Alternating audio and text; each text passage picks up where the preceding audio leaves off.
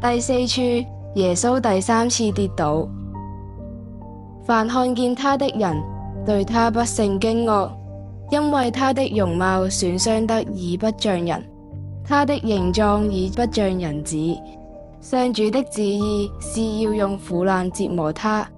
當他犧牲了自己的性命，作了贖罪祭時，他要看見他的後輩延年益壽。上主的旨意也藉他的手得以實現。在他受盡了痛苦之後，他要看見光明，並因自己的經歷而滿足。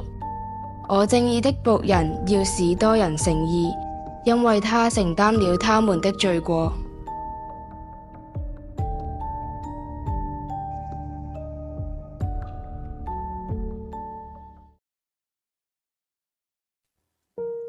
我細個就領咗洗，又係喺一間天主教學校嗰度讀書。雖然成日接觸到耶穌基督俾人釘咗喺十字架上面嘅事蹟，知道喺過程之中係幾咁痛苦，但係細個時候我對痛苦嘅概念並唔清晰理解，因為嗰時我仲係好快快樂樂咁樣過住我嘅生活，好少煩惱。然而，隨住年齡嘅增長，煩惱就悄然嚟臨。大概喺我14、15歲嗰陣，我嘅父母開始有時會爭吵。年少嘅我冇辦法理解，點解佢哋會變成咁樣㗎？但係我逐漸意識到，有好多嘢我係唔能夠控制嘅。呢啲爭執持續發生，導致我感受到呢一個家庭真係發生好大嘅問題。我好唔開心啊！開始真正感受到乜嘢係痛苦，而且呢一種痛苦令我難以承受。於是我開始想要逃避，甚至渴望離開呢一個家庭。見到父母唔快樂，我亦都好無助，心中充滿咗前所未有嘅黑暗，前方嘅路似乎一片茫然，令我忽然諗起耶穌基督被釘喺十字架嘅過程所受到嘅痛苦。佢不斷俾人虐打，而且好多次體力不支跌倒。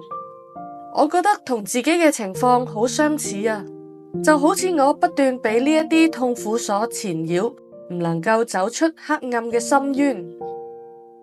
就喺我最無助，甚至想放棄自己嘅時候，天主似乎聽到我求助，可能佢睇到我嘅痛苦同埋無助，所以派嚟一位好似天使咁樣嘅老師嚟幫助我。一開始我都唔明白，點解有一位同我都唔熟嘅老師會主動嚟關心我、問候我？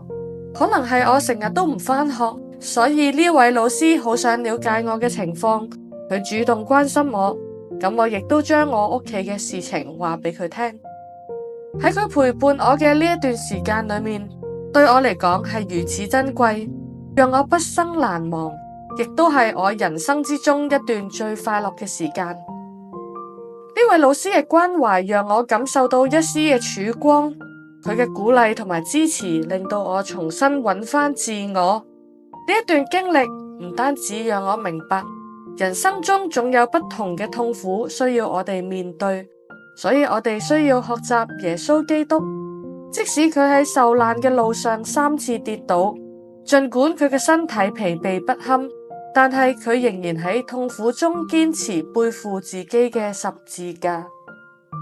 耶穌嘅跌倒同埋再起翻身，提醒咗我哋，無論遇到幾多挑戰，都要勇敢面對，繼續前行，因為我哋相信喺黑暗中必定可以找到光明，喺困難過後總會雨過天晴。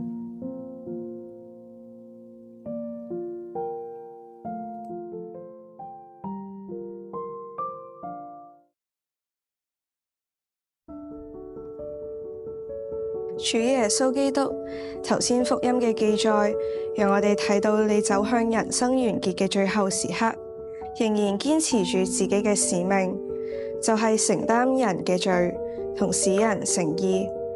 喺反省嘅故事入邊，我哋聽到失落嘅人需要別人嘅勸導，使佢哋可以重回正道。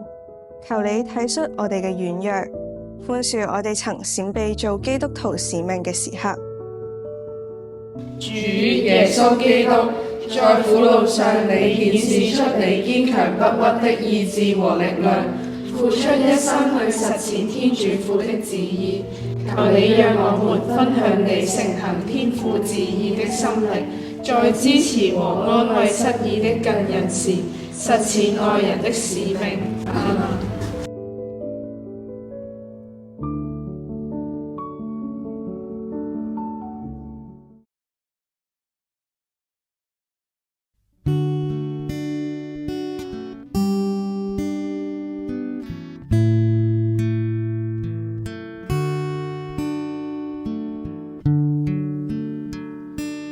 耶穌，請紀念我，當你得國降臨的時候。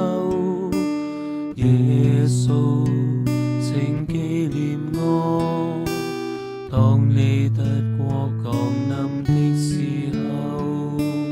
耶穌，請紀念我，當你得國降臨的時候。耶穌，請紀念我，當你得國降臨的時候。耶穌，請紀念我，當你得國降臨的時候。